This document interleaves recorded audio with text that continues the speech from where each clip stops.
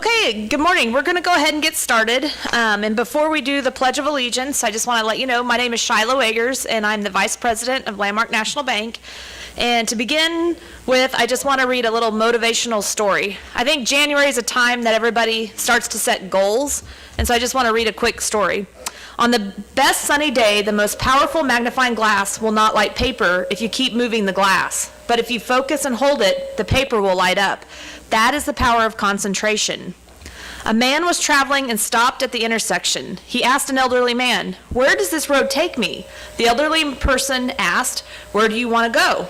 The man replied, "I don't know." The elderly person said, "Then take any road. What difference does it make?" How true. When we don't know where we are going, any road will take us there. Suppose you have all the football 11 players enthusiastically ready to play the game, all charged up, and then someone took the goalpost away. What would happen to the game? There's nothing left. How do you keep score? How do you know you have arrived? Enthusiasm without direction is like wildfire and leads to frustration. Goals give a sense of direction. Would you sit in a train or on a plane without knowing where it was going? The obvious answer is no. Then why do people go through life without having any goals? So as January is kind of a time we all set goals, we might just want to think about that. Okay, let's go ahead and start with the Pledge of Allegiance. I pledge allegiance to the flag of the United States.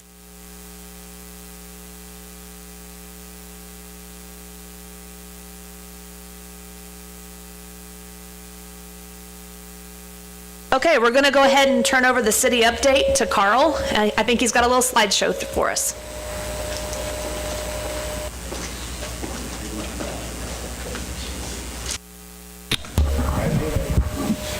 Good morning. Glad to have you here this morning. Beautiful day. I think it's supposed to get up to 60 degrees or something.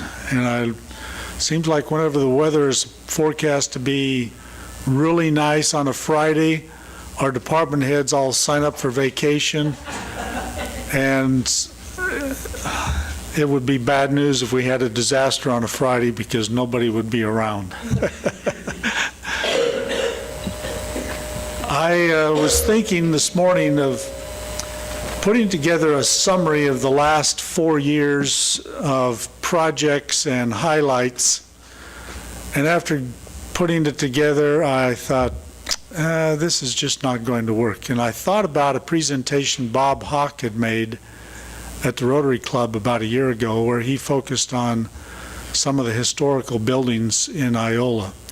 And so are you going to run this for me? Okay, just start going.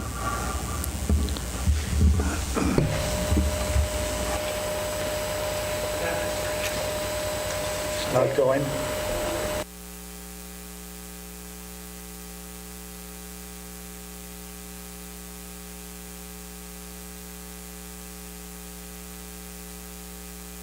There we go.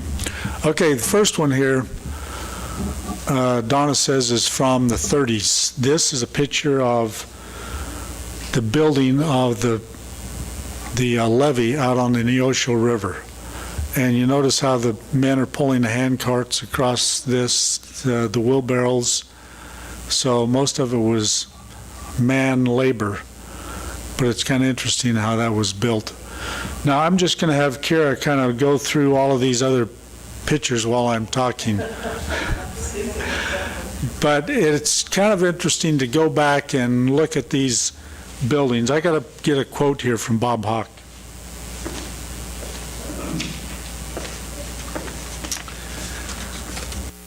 I sent him an email last night from his home away from home in Yuma and asked him permission to use his presentation. And he says, feel free to use the PowerPoint as you wish. The photos are all of parades from various eras, and my main point is that we are all just passing through. The buildings have been here for years, and everyone has thought they owned the buildings, but they are gone, and the buildings remain. And sometimes we think that we're making a big difference, a big impression, but I think You know, it's a good thing that we have these structures. We can look back like the old courthouse. That would be nice to still have that there as a landmark because it was so unique in the architecture, but it's gone and we have something different. So it's just kind of interesting.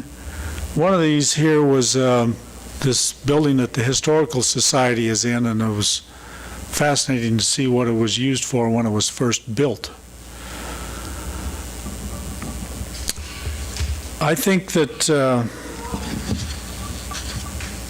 we have seen quite an evolution in the way government operates. Back when I was a kid, I remember working on a park for the community to have baseball, softball, and community events. And to build it, it was not a contract job. They just said, hey, everybody, we need to build this. We need to level out this land. And so they asked for volunteers. Farmers all showed up with their tractors, and it was all done by volunteer work from the community and was not something that we had to raise taxes for. Now we're in a position where we expect more and more from government, but the only way government can offer more services is to raise taxes. So we have higher and higher taxes and somehow are getting away from doing more with volunteer work. Some of the best projects I think I've worked on over the years, and particularly in the last couple here in Iola, are the ones that are recommended by volunteer groups, and most of the labor happens to be from volunteer organizations. One of the best examples is the handicap accessible playground here and the disc golf course. Those are two excellent examples that didn't really cost the city much. There was a contribution there, a monetary contribution, and city crews did some of the labor to put it in, but those are ideal projects. So that's all I wanted to say this morning. We won't get through the end of these slides, but they just mainly provided an interesting backdrop of where we've been in the community of Iola, and hopefully it seems like we have just enough money in our budget each year to do maintenance work. Where at a certain era when a lot of these buildings were built downtown, I often wonder how were all of those business owners able to build all of those structures? And they've been there for a long time. It's just rare now that we get new construction. Yes, there's the Historical Society building. Used to be the New York store. Very interesting. Dr. Pepper was the dentist, huh? Okay, thank you.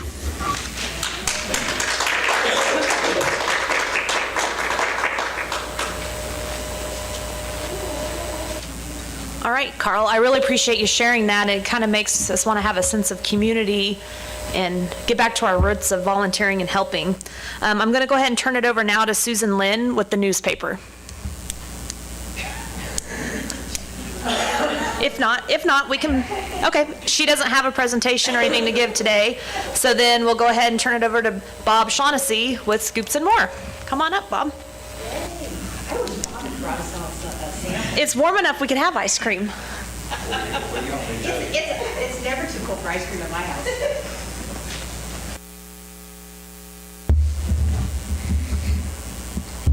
Well, I put Scoops and More in for my wife to retire at. Keep her busy. We had the extra, it's about 500 square feet onto their restaurant, and we wanted something to complement the restaurant. And for little kids to be able to come in and look at a glass case, which is pretty rare anymore, to pick their ice cream out. And so far we're doing pretty good. It could be better. There's days, of course, in the wintertime it's a little rough. So we had to start just being open on the weekends to stay open. But that's what we like to see right there. And it's a real experience for the little ones to come in and pick their ice cream out instead of just pushing a button or not being able to see the different flavors in a glass case like they used to back in the olden days. Tell what all you sell. Well, we sell milkshakes, malts, soda swirls, everything, banana splits, sundaes. We also have a funnel cake that we are really happy with that we sell. It's we get our funnel cake mix from Tennessee, Pigeon Forge, Tennessee, and that's all they do is make funnel cake mix. They don't make nothing else. And we're trying to get Bluebell back, but we're going to have Belfonte and Bluebell because Bluebell offered 75 flavors. Belfonte don't offer that many, but it's made in Kansas, so we kind of like that part. And some of the stuff that we like some of the Belfonte better than we do the Bluebell, and we like some of the Bluebell better than we do the Belfonte. So we're going to keep both. Yes, we make our own ice cream cones. They're all handmade. Josie had some experience with funnel cakes before. That's kind of how she got into it. No, she ran the snack bar at Walmart for 16 years. And so she's kind of has that experience as that kind of person. And I didn't have none. Well, Bob, you built all of it. Tell me what all you Yeah, and I built Sam and Louie's and our restaurant and our ice cream shop in Iola because I talked my son into coming back to Iola out of college to help build our community up. We've always liked Iola. I've always loved Iola. And it's tougher and tougher to get kids to come back to our community to invest. And he's invested, well, me and him has invested right close to $750,000 in that area. And it's really tough to get our kids to invest in our community to that extent. But if we could get them to do it, it would be, I know we could grow. And I had a hard time talking him into it, but we did it. And I don't think if I couldn't have built the building and he didn't help me, we used it as my whole family was involved in building it. Me, my sons, and my brother even. We built that building, and if we could get more things like that going, I know we could go. So that's the main thing that I wanted to say. And When will you open for your son? huh? When will you We'll go back in March. We'll go back full time in March. So it's just a little, not everybody eats ice cream in the winter, and it's a little bit tough. I do, but you can tell that. It's a little bit tough to dip it and not eat it, so I can tell you that much. Well, you have to be able to sell your product. Yeah, and I got to make sure that I'm selling a product that I would eat. So, but we really enjoy it. That little girl right there really enjoys it. That's my granddaughter, and she gets free ice cream all the time. That's what she was doing the night I walked in to take her. She said, I'll get an ice cream. And I said, okay. And so she just kept eating and eating. And I said, well, smile after you eat it. Yeah. But I just think it does take it took a lot of work to do it. It took 8 months out of my year to go ahead and do that. I didn't get paid a dime. I just did it because I felt a little bit like if I talked my son into coming back to Iola because he's got 6 years of college, he could have went other places, but he chose to come to Iola and we do an awful lot of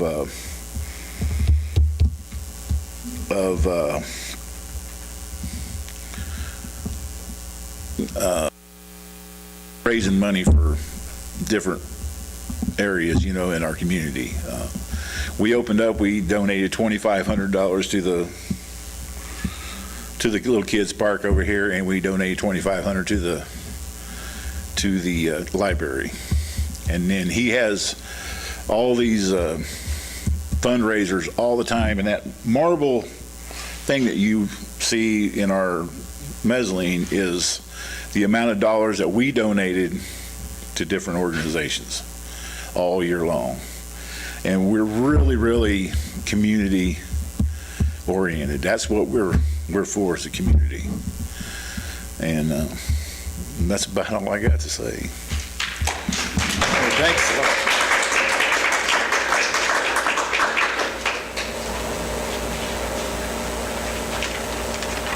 I just got to mention those slides. Most of those buildings are up. The courthouse isn't up, and where Andrew's store is the city hall, and most of them are up. And if you'll just walk around the square, you'll see what was there originally, and you'll see the date it was built, if the foundation's there. That building they showed of Shannon's was Josiah Colburn's originally, and it used to be half of that store, and that's why they have two doors in there. There were two departments in there. Okay, I'm all about history, as most of you know. Give me the date that Kansas joined the Union, and if you were watching the very first slide, you should know this. 61. How many years ago is that? Say it louder. 155. That's right. How many states were already admitted to the Union before Kansas? 33. All right. When was Allen County designated a county by the territorial legislation? When? Was it before Kansas was a state or after? I'll give you that. Before. August 1855, and it really wasn't organized until 56. But we were a county before we were state. When was the first white man, who was the first white man who came to Allen County? You're going to say one name, and he was with him. There's a town named about 40 miles from here after him. Parsons, who was with him. And he is famous in Iola. If you ever come to the museum, you'll know his wife, Cowden. Cowden was very popular in getting everything set up here. And his wife was Granny Cowden, and she was a nurse in the Civil War. And he died, Cowden died, and she married another man. And she also could speak Osage, which was our first Indians here. And I just want to interrupt history a minute to say, I went to the post office this morning to get my neighbor's mail because she's very sick and stuck in Arizona. And this box was so heavy. I don't carry heavy things, particularly downstairs. And this young man, now by young, he's younger than I am, so I have no idea how old he was. But anyone in this room's younger than I am, so that's okay. Anyhow, he said, "Ma'am, you need help with that?" And I said, "Yes." And he said, "I'd be glad to help you." And so two things happened. He had a letter to mail, and Tammy handed him a stamp, and she took it out of her billfold, out of her pocket, said, "Here." She gave him the stamp for helping me, and he carried it clear out to my car. I want you to know, gentlemen are still around. You just have to look for them sometimes. But it thrilled me to death, and I thought I got to say that. Okay, when did Iola begin?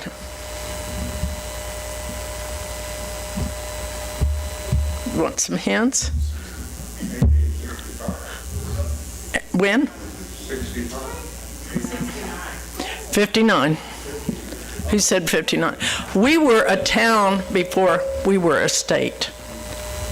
I think that's kind of interesting. Who was Allen County named after? Well, guess. Allen County? A man named Allen.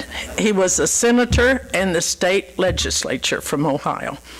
Okay, what book is Iola Reed's handing out now? Hold it up, John. Hold it up, it's right there. We're handing it out Monday, and why I mention it is it's coming out Monday, and it should be in some of the drugstores, the doctor's offices, and things like this. And we are doing a presentation on the 29th, 16th is our Historical Society, 29th of February, and we're going to have 4 different families that had originated in Iola or Coffahee, our first county, or Humboldt, or Deer Creek, or right here in Iola. And we're having 4 different generations come and talk at that. Should be very good. I had to beg them to come because, like Bob, a lot of people don't like speaking in front of people, but I think it's going to be really good. The book would not be one I would read, but it is interesting. It's an old book. It's a historic book, and she tells about her life as a pioneer woman. And it's kind of interesting to see what things have changed and what things haven't changed. Okay, that's all I have to say.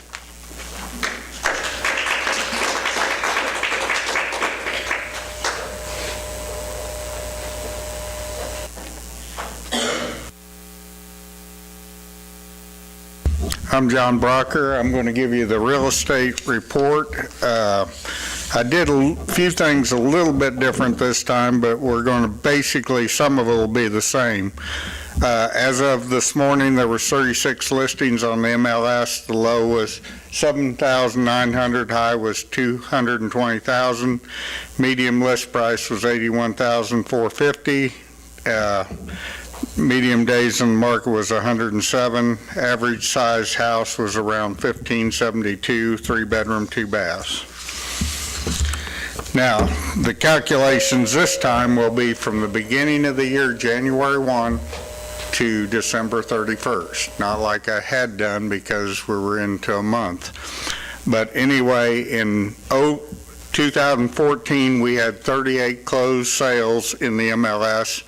And in 15, we had 45. So we were up a little bit from last year. We were running behind at the beginning of the year, but we kind of caught up and went ahead, and you can see what the highs and the average sales prices were. For the month of December, we had in 14 4 sold, and this year we had 3 recorded sales for December.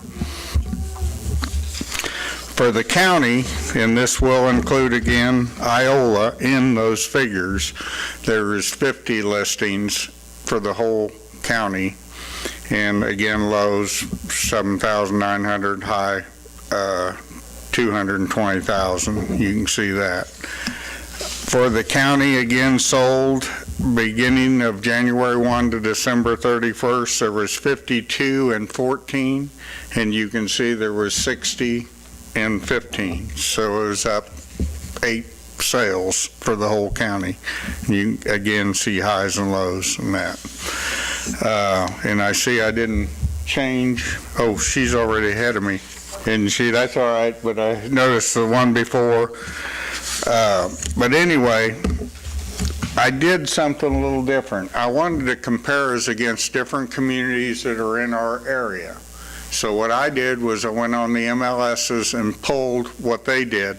And again, you can see we had 38 in 14 and 45 sales in Iola in that. So you got about a 7 sale different.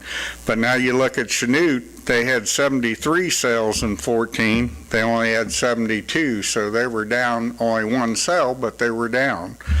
You can look at Parsons, they had 117 sales, and you can see highs and lows, and they only had 72 in 15, so they were down a little bit from the year before.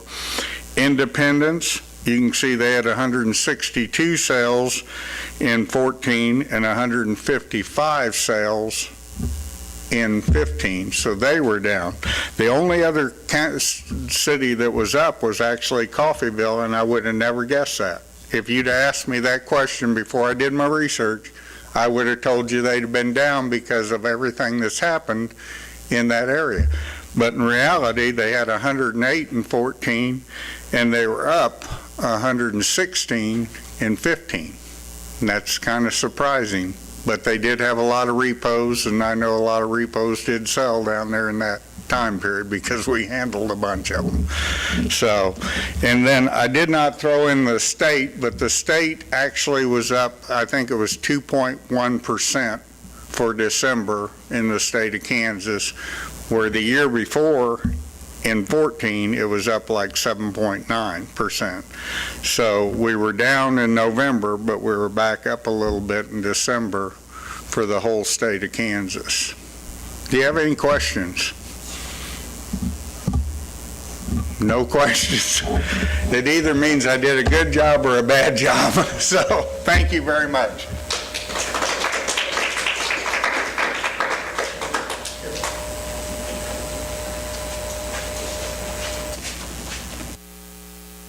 I think we're going to pause just for a second, and we're going to go ahead and have Carol Sager come up and present for the chamber.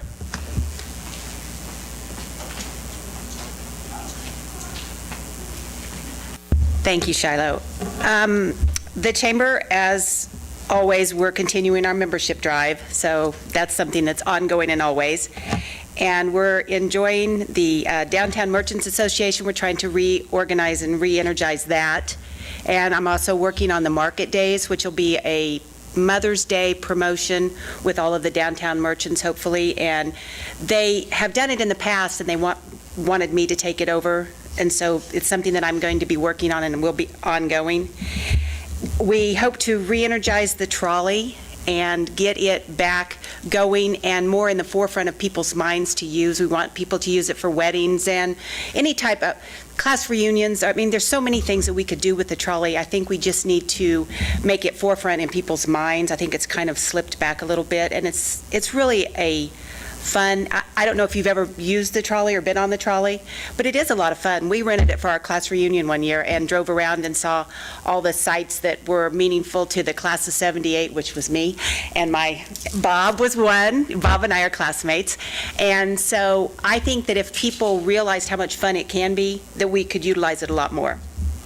The other thing I'm going to talk about, and I'm kind of going on what Carl said, about all of the volunteers that we have, and I wanted to make people aware that we have the Lehigh Portland Trails, and if you haven't been out and looked at all that has to offer, it is just amazing.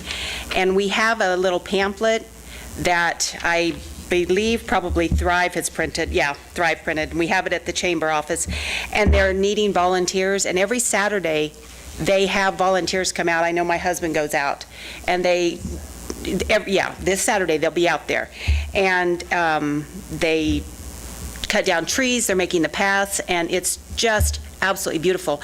We actually took our dogs, all 6 of them, for a ride last night and went all around where you can drive in and see, and it's beautiful. And along with that, we've got the Spirit Rail Trail, which if you haven't biked or walked, it is beautiful and wonderful, and you just don't understand the feeling of freedom. I mean, I know we live in a small town, but when you get out there, you're just away from it all.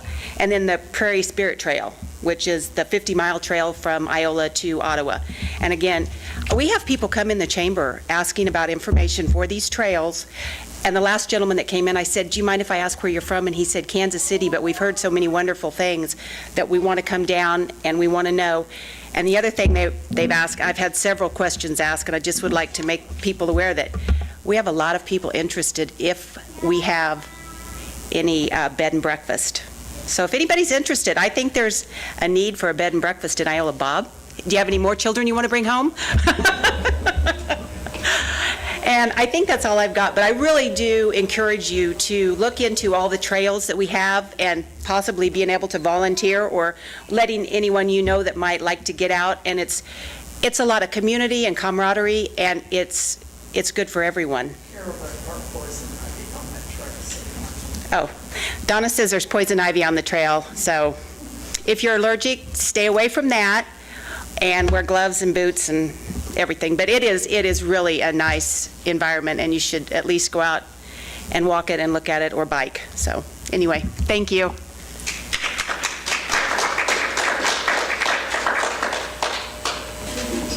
All right, thank you, Carol, for that information. Okay, we're now going to move into our presenter for today. We have Amy Daniels here to talk about CASA. I'm going to turn it over to her.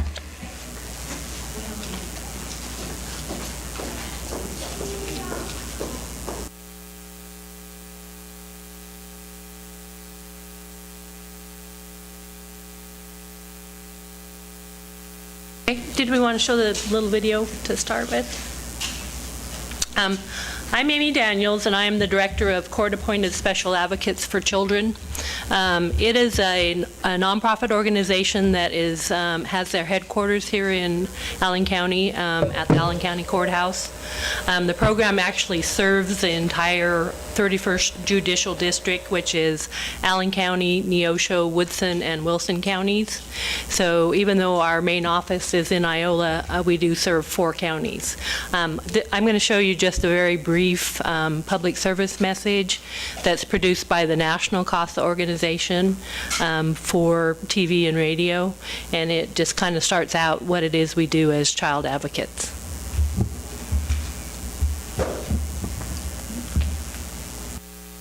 I am for the child who's had 7 addresses in a single year because she's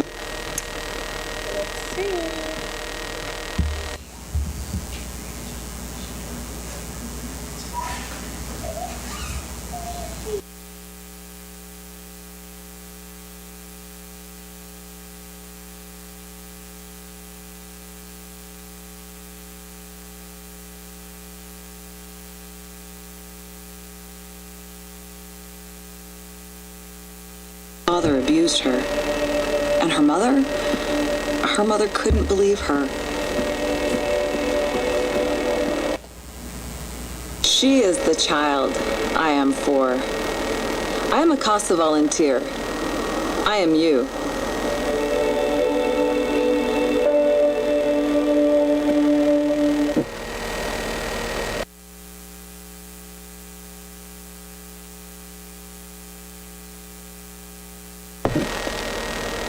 I am for the child who lives in motels, cars, and shelters, now in foster care, a group home, where he sleeps not on a bed, but on a temporary cot.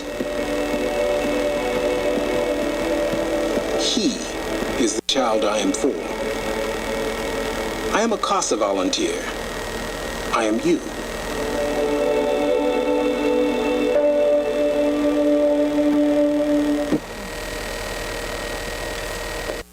Very brief, and you've probably seen them on either the Kansas City or the Joplin station, and we're actually working to get them on the Wichita station now, TV stations, and the radio in Chanute is going to be running them too. But anyway, in a nutshell, that is a promotional video just barely touching the surface of what a CASA advocate actually does. CASA is a completely volunteer-run program. I am the director of the program, and I am the only paid employee, except that we just very recently raised enough money to hire a part-time assistant. CASA has been in Allen County and the 31st Judicial District this is our 11th year. I am the second director of the program, and I've been with them for about 7 years already. We have 14 trained advocates that are certified by the Office of Judicial Administration in Topeka to be CASA advocates, and we have 6 more in training who will graduate from our training program in about 2 weeks. They're from all 4 counties, and we serve children in all 4 of those counties. We are presently serving 37 children, and we have about 15 on a waiting list that we'll try to take on with this next group of trainees. You can train to be a CASA in several different ways. We try to hold a group training where you actually meet in different places, and we have several different people that come in and train, including myself. We follow a national training manual loosely. We cover all of the topics in it, but we don't read you the manual by any means. It's very interactive. We also have an independent study module where you would work independently at home, and then you would interact with myself or my assistant, Elizabeth Hopkins. And so you can do it individually if there's not a group in training presently. National CASA just put together an all-online training where you actually do it through the National CASA organization, which is centered in Washington, D.C. and Seattle, Washington. And they put you in chat rooms on the internet with advocates from all over the United States. And then you would work one-on-one with me with all of the local rules and regulations that govern the child in need of care courts. What we mainly do is work in the county courts with the magistrate judges who hear all of the children's cases. They hear both juvenile offenders, which would mean a juvenile person under the age of 18 years old who has gone out and committed a legal infraction of some kind. Now, those we occasionally get involved in that part of the system, but only if a child from the other part of the system happens to commit a crime. The children we work with are in the system through no fault of their own. They have been abused or neglected in their homes by their caretaker, parent, or any person that's taking care of them, to the point where the agencies that govern that type of thing have asked for their removal through the judicial court. We work closely with the Department of Children and Families and everyone else who is a mandated reporter of abuse or neglect of a child. Those people would include child care professionals, teachers, doctors, anyone that's seeing a child on a regular basis for any practical reason at all is a mandated reporter.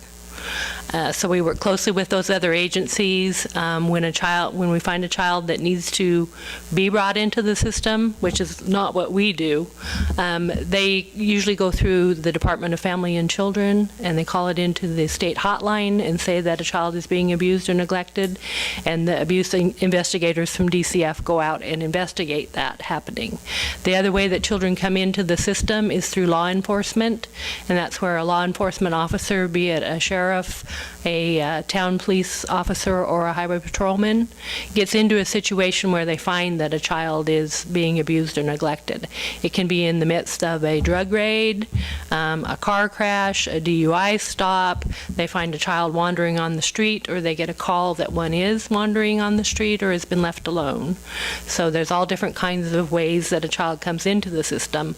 But once they do, the county attorney files a petition with the court alleging that the child is in need of care. And then that case is heard by the magistrate in court. Witnesses are presented, the parents are brought in, the child is removed from the home and put in child protective custody. Once that happens is when a CASA advocate can be appointed to the child, when they're in the temporary legal custody of the state of Kansas because they've been abused or neglected. At that point, they have a case with the district court, and they are placed with either a professional foster family who has been licensed through the Kansas Department of Health and Welfare, or they're placed with a relative who comes forth on the child's behalf and qualifies to be a relative placement for that child. New to the system in just the last couple years is another category of caretakers, which are called kin or not really kin. They call them NR kin. That actually means not really kin. And that means not a blood relative, so they're not actually related to the child, but it can be anyone that is close to the child. And a lot of those people turn out to be neighbors,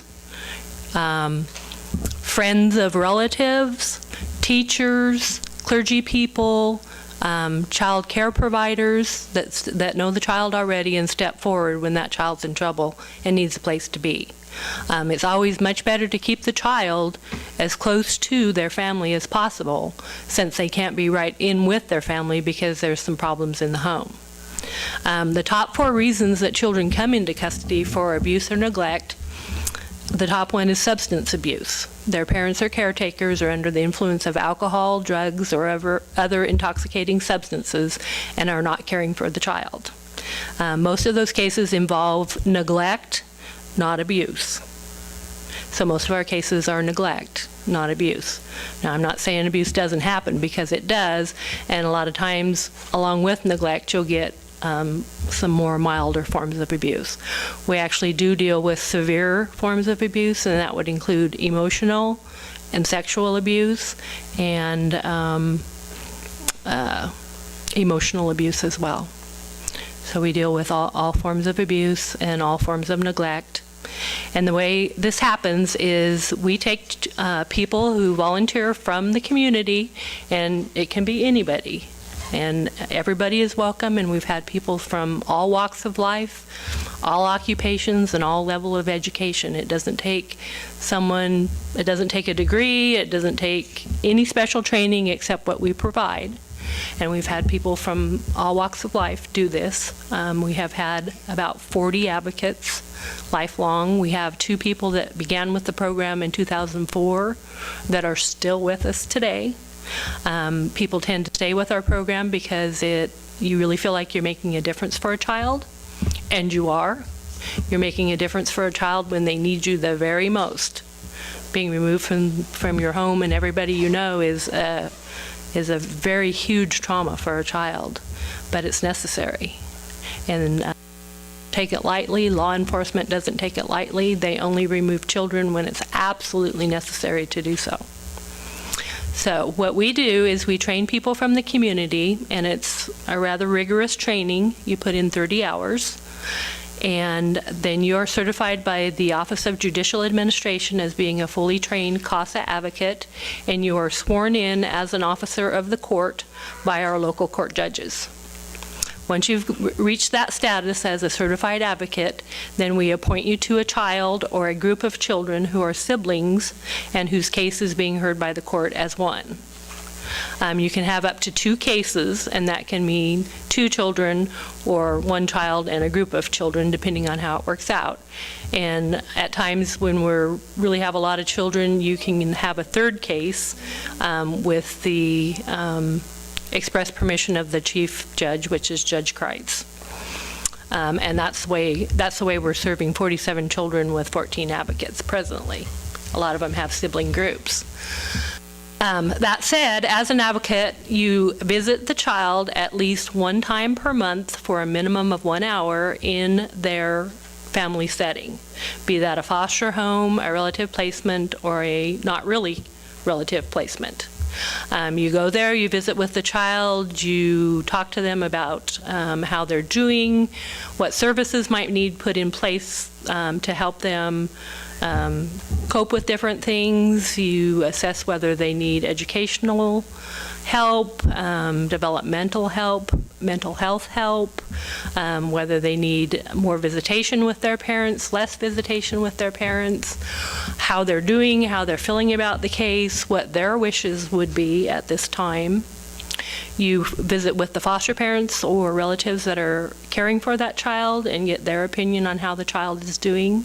You visit with teachers, mental health professionals, and other people that are interacting with the child on a regular basis, and you condense that all into a report before each hearing where the child's case is heard, which is approximately every 60 days, and you bring that to the court and file it through our program. And that report is presented to the judge and the guardian ad litem, who is the legal representative for the child, and to the defense attorneys who are defending the parents that have been accused of abuse or neglect. And it brings more information about that child before the court so that the professionals in the court have that to go by an independent person who has no dog in the fight, and that would be the CASA advocate. You are there for the child and only for the child. You are the child's advocate, and you are advocating for the best interest of that child in your trained opinion. Those reports are extremely important to the judge, particularly, and to the guardian ad litem. It really lays out what's going on with the child at all times, and even what the child's own wishes are. By using our CASA reports, the judge and the guardian ad litem and other people in the courtroom are much more able to make good decisions for that child, because they have the larger, broader picture, not just what what might be presented by someone else. So that's basically what you do. It is all volunteer. We provide training. Each advocate has to do in-service training of 8 years or 8 hours per year. We provide all of that. 8 years per hour. There's also some social elements for being a CASA volunteer. We hold a quarterly meeting of advocates each year, and we have a carry-in dinner, and we get together and we're allowed to discuss our cases with each other. Confidentiality, and all child in need of care cases are confidential. We can't talk about our cases with other people outside the courtroom. We can talk about our cases within the program itself. We try to problem solve with one another and find solutions to problems that are going on. And then we have a training that so everybody gets their in-service hours in. We also do some trips to trainings out of town in Kansas City, Wichita, Parsons, Pittsburgh, and about every other year, we send advocates to the national conference, which is at a different place each year. This year it will be in Washington, D.C., and last year it was in Grapevine, Texas. So we've been to several different national conventions. It's a very worthwhile way to volunteer, and I do it because I'm very interested in the future of all of the counties in Kansas, and the children are our future. And if we can't help them out and get them situated in their family where they have a safe and nurturing environment to grow up in, it's not likely that they will be beneficial in the future. Do you have any questions? Having been a teacher, I can't believe that kids open up that quickly to an advocate. It does. It's a process. It's not quite as bad as mental health therapy, but it's very interesting that children do open up to us pretty easily. There is parts of the training that teach you how to communicate with a child that's in a traumatic situation. We cover that fully, so that training helps. And the other thing is, you tell the child that you are there for them, that you are their advocate, that you are their spokesperson in the court, that you can talk to the judge for them, that if they have anything to say, that you are the mouthpiece. And that is really very impressive to a child. HEPA doesn't get in the way in any of this. Does what? HEPA get in the way of any of this. It does, but as a CASA advocate, the judge issues an order that releases all confidential information to you as an officer of the court. And then, of course, we also follow all of the confidentiality waivers that different agencies use, because each one kind of individually has their own type of waiver that you have to get signed. But it's mandatory with the foster care agencies that are managing the children for the parents to consent to release information to CASA. It's basically a court order, and everybody pretty much follows it. And if they don't, the judge calls them. So we don't have a big problem with that. So when you have trouble,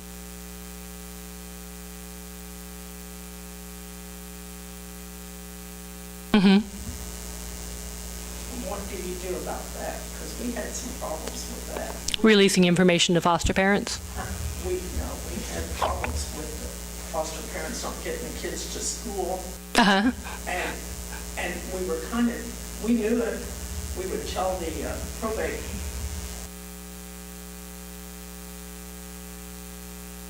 Court services? Yeah. Mm-hmm. And it seemed like we never could get them straightened out with two that I remember from way back. I'm talking way. I mean, the foster parents, what I'm talking about.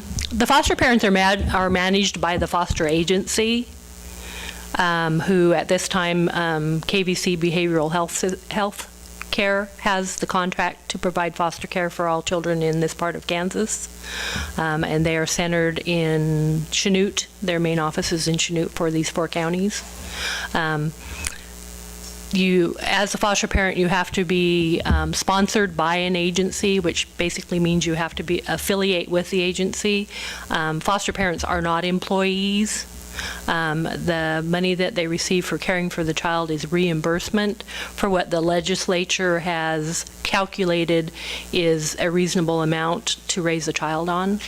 So they don't actually receive pay. They're reimbursed for the expenses that they expend for the child's care. But that said, they are governed by the agency that sponsors them, and they are licensed through the Kansas Department of Health and Welfare. So. Has that changed in recent years? It has somewhat.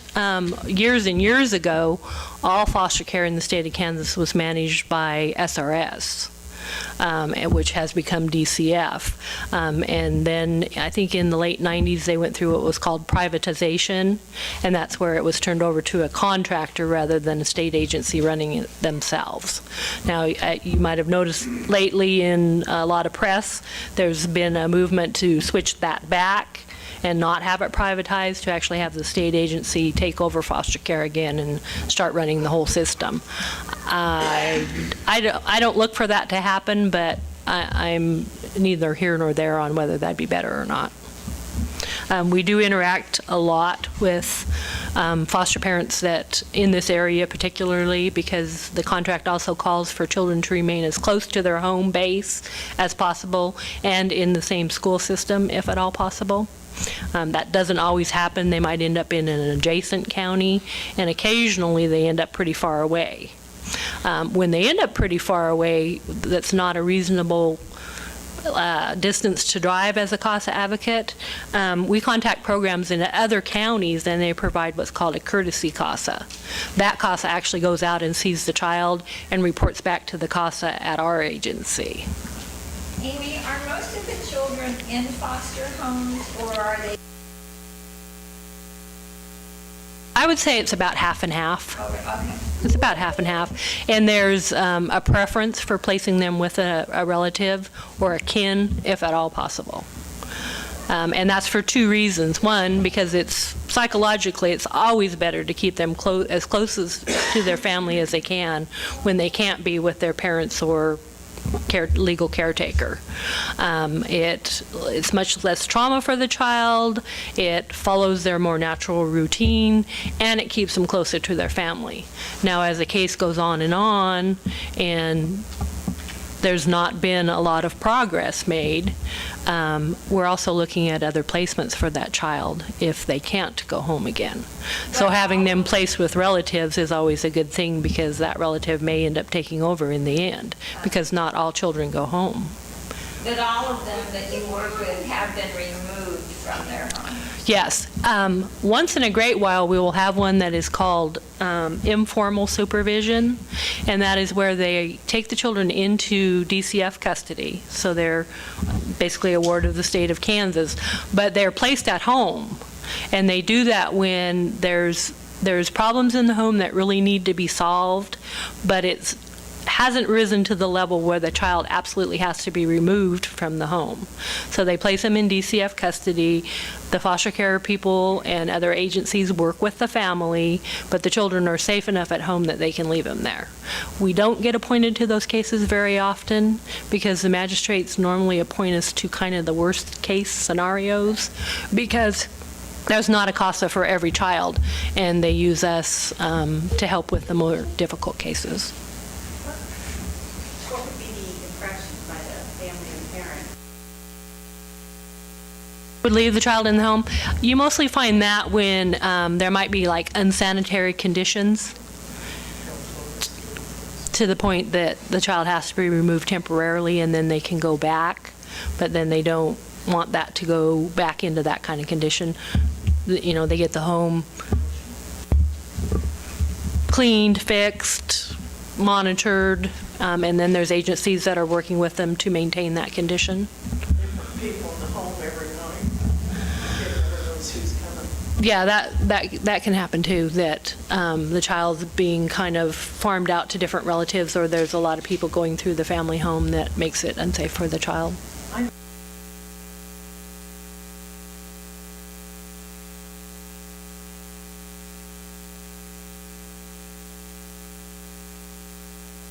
They do that, they don't do it for that reason, but occasionally when a child comes out of home in one of our 4 counties, there's not a foster home available. The foster homes in this area, really all over the state of Kansas, are full. They're always full. You can have There's a lot of licensing rules on how many children you can care for in your home, and it's based on square footage, the amount of area for the child, the income of the family, if there's biological children in the home as well as foster children, just a lot of different things. But the normal amount of kids that you can care for is 4, if you have the room for them. And they have to have a certain amount of square footage per child that no other child is using at the same time to meet the licensing requirements for foster care. So occasionally we don't have a home open in this area that can even get a temporary exception for a 5th child to keep that child right here, and then they end up further away. And that can be as far as Kansas City. We have actually had one child clear out in Hayes. So, but, Moved to Hayes. yeah, they moved because there was no one, and that's why relative placements are so important too. And occasionally a child will have to be in foster care for a while, and then a relative decides.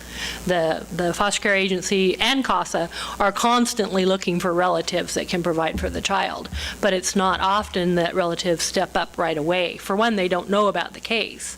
Now, Kansas does have a new law. It's only 3 years old, and it stems from very strong grandparents' rights in the state of Kansas. And there's an absolute preference for grandparents to be the relative placement. And in fact, they have to be informed as one of the first people that gets informed when a child's brought into care, or when a petition is filed with the county attorney alleging that abuse or neglect has happened and the child needs to be removed from the home. It's mandated by law that the grandparents be informed at that point. That's when the actual day the child's being removed. The grandparents are supposed to be informed. They still, and maybe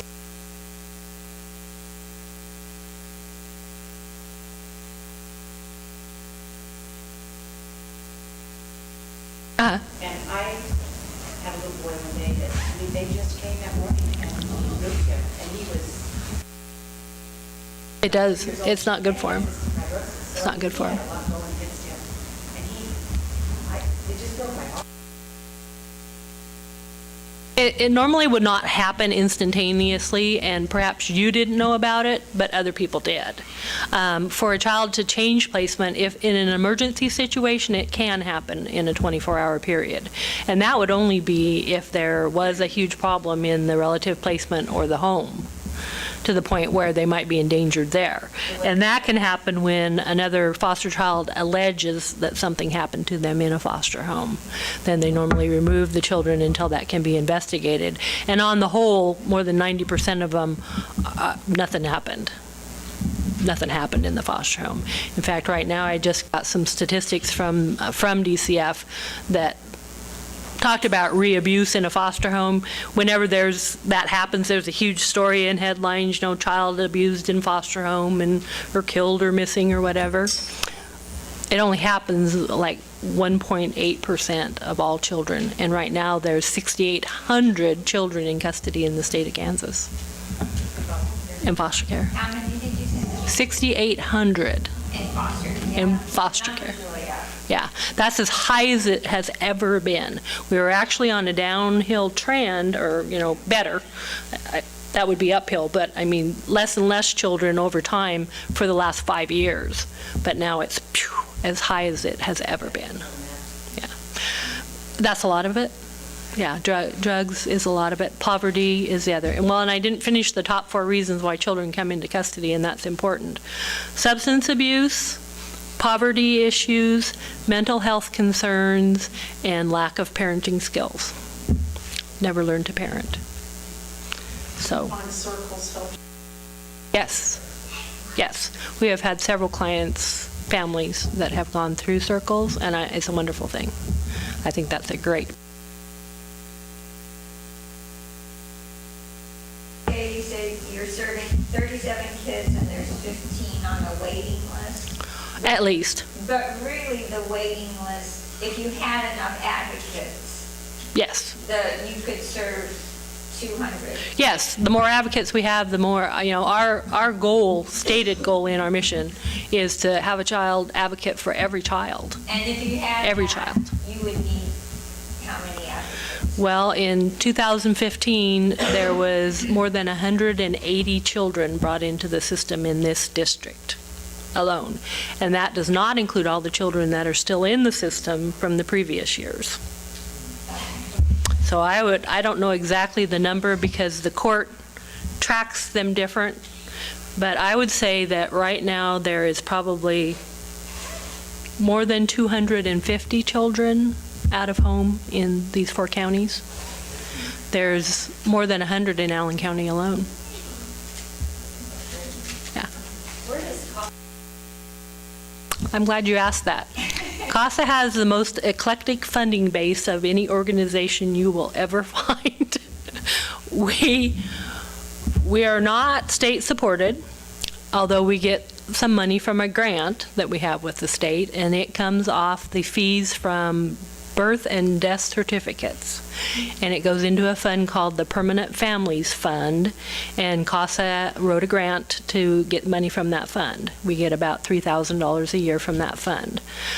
We are a line item on each of the court's budget in each county, and we have to bid that process in the normal bidding that all departments do on an annual basis before April 1st. We ask the court basically in each county through the county commissioners to allot a certain sum of money to CASA. And it's less than a quarter of our budget. We write grants to different agencies wherever we can find them, and that's part of my job and my board of directors, and that's a constant process. Normally they want you to do something in addition to what you're doing already for the grant funds, so we have all kinds of little special projects going on all the time too. We also get money through fundraising, which we are very avid about. In fact, I'll plug our fundraiser here. We are doing a fundraiser in Yates Center on February 6th at the high school there, and it is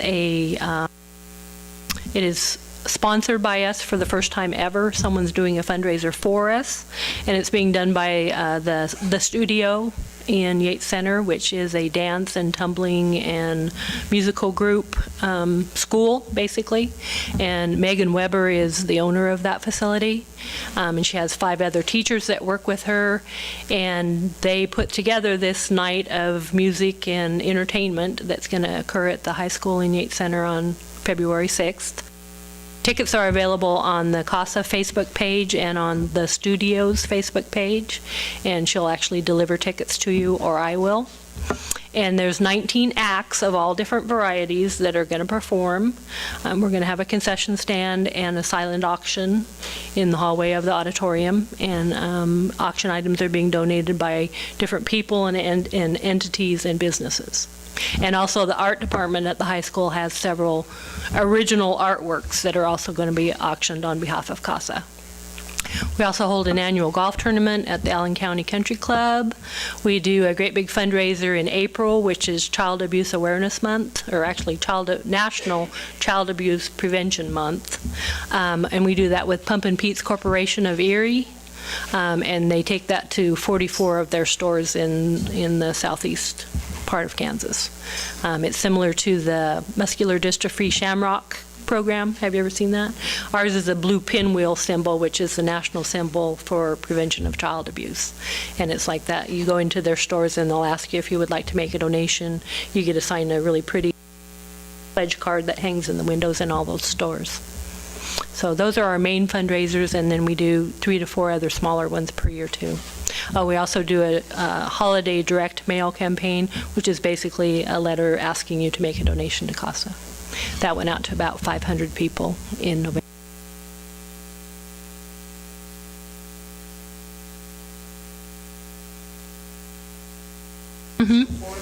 We can do that. We actually have an attorney that can do like estate planning and things like that, wills, that actually volunteers his time to the program. David Pierce, he's a professor of law at Washburn, and he has ties to the community in this area, so he provides our legal services for us. And I also am an attorney. Yes, we actually have had about $500 donated to us through the Community Foundation, and we're very grateful for those donations. We get donations from different corporations that have, kind of adopted us. We have a pretty loyal group of individuals that donate on a regular basis. We get money wherever we can get money. That's the bottom line. We have concentrated on fundraising. The program was really underfunded to begin with, but now we're getting better and better all the time. And that's what it's taken to grow. We actually had to kind of back off of recruitment for about 2 years, a year ago, because we didn't have the funding to support more advocates. Now we do. So now's the time to become a CASA advocate if you've ever been so inclined, or know someone who is, just have them contact me. I handed out some brochures and things that has all of my contact information, a little bit about why we do this and what we are. Nationwide, there's more than 78,000 CASA advocates, and there is a CASA program in every state, and all but 10 counties in Kansas have a CASA program that serves them. So we're doing pretty well. We are the only program in southeast Kansas besides Bourbon County CASA, and they serve just Bourbon County. So we're the furthest south. Really like to get a CASA program started in the Crawford County area, Pittsburgh. If anybody is launch a new career, the opportunity exists and National CASA will fund that. So, any other questions? I don't want to keep you too long. No question? Okay. How long does a child stay in foster care before they become available for?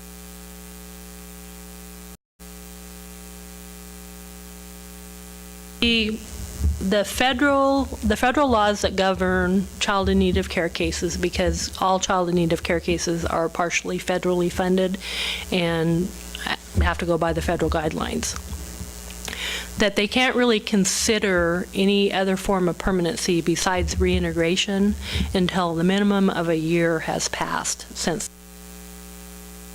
child was adjudicated, because the child will come into custody on a temporary custody, and it's about 30 days later that they get adjudicated as being in need of care. So a year from adjudication is about the first point that any other form of permanency besides reintegration can be discussed. And that's only if the parents are failing to make changes. And to the point where everybody in the system knows it. I mean, not just little failures, we're talking big ones. The only exception to that rule is if a sibling has been killed in the process. That's what brought the kids into custody, was the death of a sibling in the home, or if both or either of the parents has been in a child in need of care case before and has not gotten that child back. That child also has been adopted. There's more adoptions than we'd like to see happen, but at CASA, far better that the child is with someone that's taking care of them than with parents that aren't willing to do so. So that's kind of a hard line, but that's the reality of the situation. Any other questions? Not the prettiest thing you'll ever do, but you really would enjoy doing it. It means a lot to the kids. Thank you. Actually, I want to mention one more thing because I brought this stuff. I was mentioning special projects. This is one of them. This is what we call a birthday bag, and it's kind of squished in my car, but this is sponsored by the student government at Chanute High School and the Ecology Day program there. They have an Ecology Day event once a year. A lot of foster children have never had a birthday party ever in their life. Can you imagine that? It's so hard for me to imagine. But we did a big survey to see that, and this is a birthday party in a bag. It has invitations and a cake and a pan to cook it in and frosting and cards and streamers and candles and a little toy and a little present, and they've provided these for all of our children. I thought that was a really wonderful project. I wanted to mention it. Thank you very much. I appreciate you coming to hear me.